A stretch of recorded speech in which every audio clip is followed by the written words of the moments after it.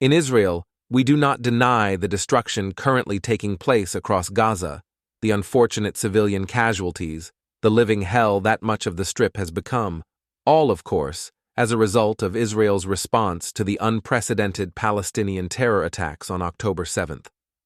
We are fully aware that Israel's incursions into Rafah will make daily life throughout Gaza even worse for the enclave's people, and we do not lose sleep knowing that they are undergoing immense suffering, regardless of who is to blame. What's more, we are not trying to sugarcoat or circumvent these inconvenient truths. We are very much at peace with the consequences. Why? Because after witnessing the testimony about a woman murdered by a sharp object inserted into her genital area, our empathy evaporated. After seeing the testimony about an 8-year-old girl whose hands were amputated and left to bleed in fear, and by the time help arrived, she couldn't be saved, our empathy evaporated. After hearing about another woman who was raped in the terror attack, had to undergo an abortion, and is now hospitalized in a mental health facility, our empathy evaporated. After learning of an infant who was placed in an oven and baked to death, our empathy evaporated. After being told that a pregnant woman's abdomen was cut open, her fetus beheaded, and then she was murdered, our empathy evaporated. After seeing footage of a children's room splattered with blood, perhaps from babies who were beheaded, our empathy evaporated. After hearing about a woman who was raped during the massacre, her breasts mutilated and used as a football before she was shot in the head, our empathy evaporated. And then, just mere days after one of the world's most heinous terror attacks engulfed Israel, we were made out to be the bad guys, the bully, the oppressor, the occupiers. Crowds across the world celebrated this so-called Palestinian act of liberation, and even called for our deaths and the destruction of our country. Ironically, the Jews have done more to quote-unquote liberate the Palestinians than Palestinian leaders have done themselves. In one anecdote, the Arab population dramatically increased after Zionists eradicated malaria from the region in the 1920s. Since the State of Israel's founding in 1948, we've tried to accommodate the Palestinians every which way: territorial concessions, peace agreements, financial aid, work opportunities, and more. But nothing seems to work. If anything, these gestures had the opposite affect: more vile terrorism against mostly innocent Israeli civilians. So we put up checkpoints and walls to better protect our borders, just as any country would reasonably do. Our politicians and security establishments let us down on October 7th, but we know that doesn't change the very intentions of so many Palestinians: to exact as much hurt and spite on as many Jews as possible.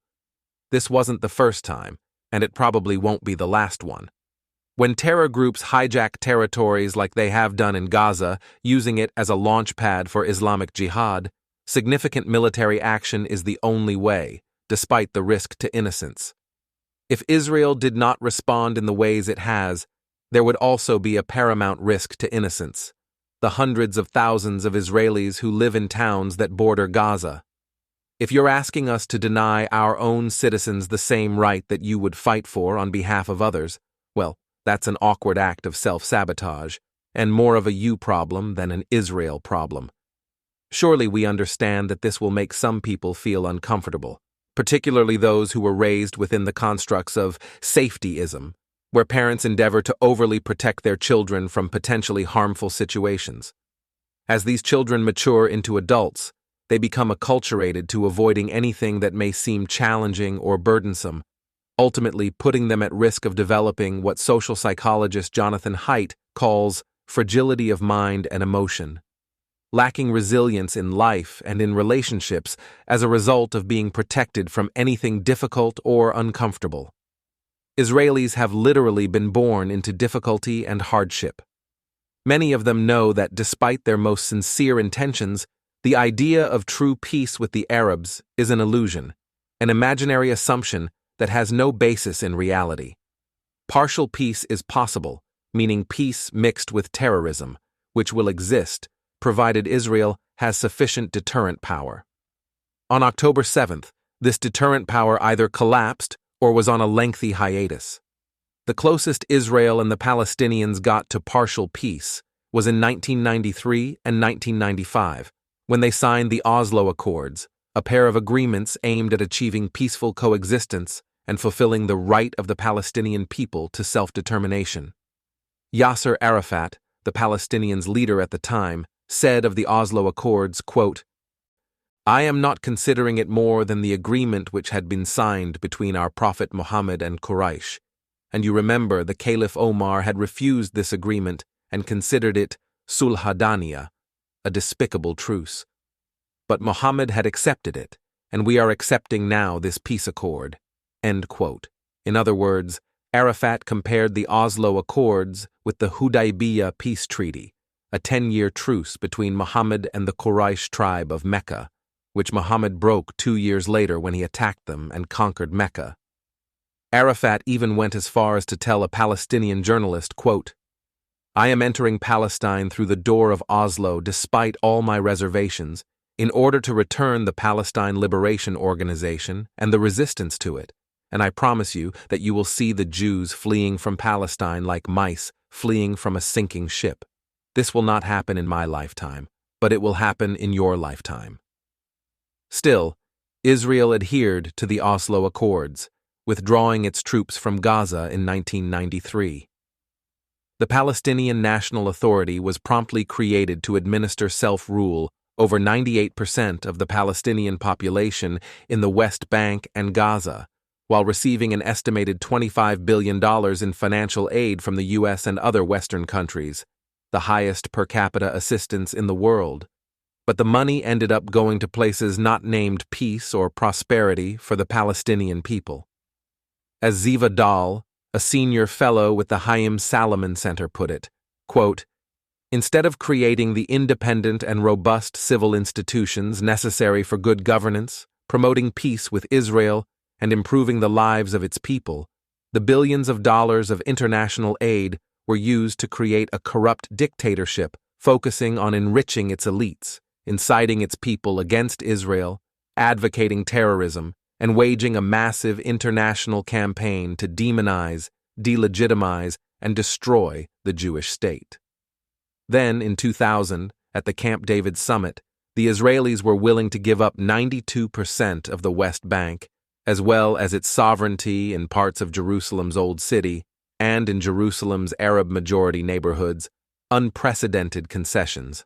Arafat not only declined, he refused to make a counteroffer, and the Palestinians launched the Second Intifada, marked by an onslaught of suicide bombings against Israelis, resulting in more than 1,000 Israeli casualties, the third most in Israel's history, and 70% of which were civilians. It was at this time that the Palestinian Authority started incorporating Islam into its political rhetoric, adding jihad to its agenda. Meanwhile, in the Gaza Strip, Hamas continued to gain steam after being founded in the late 1980s. Following Israel's complete withdrawal from the enclave in 2005, elections were held in Gaza. Hamas reportedly won and violently expelled the Palestinian Authority from the Strip in 2007, en route to creating a deeply Islamic society rooted in ambitions to establish a caliphate in the Levant. For example, in Article 7 of its charter, Hamas describes itself as one of the links in the chain of the struggle against the Zionist invaders. The charter also includes a hadith, an Islamic commandment, suggesting that the day of judgment would not come until the Muslims fight and kill the Jews.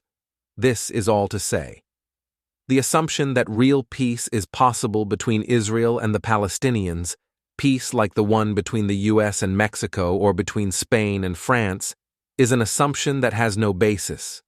The Jewish enemy will always be present, and they will always wait for us while examining our weak points, waiting for revelations of our weakness, and then attacking. Hence, October 7th. Hence, the destruction, civilian casualties, and living hell in Gaza. And hence why many Israelis, myself included, accept the situation for what it is. But the impetus for our position does not stem from being pro-Jewish or pro-Israel. Our position is rooted in knowing that the Israeli military is deeply grounded in humanitarianism. As the joke goes, we thought about responding proportionally, but our soldiers did not want to go into Gaza to rape women, behead babies, mutilate bodies, and burn entire families to death. The Israeli response has been robust, yet surgical. If we truly wanted to erase Gaza, we would have done so just a few days into the war. Such capabilities are not in question. Of course, this does not mean that there are not evil Israelis and lovely Palestinians, but this is not a dispute between two peoples. It is a dispute between two cultures, where ethno-social constructs are the primary source of conflict. Our culture celebrates life.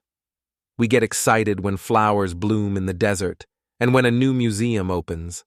Unfortunately, we cannot say anything remotely similar about our enemies and their supporters, who predominantly cheer on death and promote boundless anti-Semitic hate.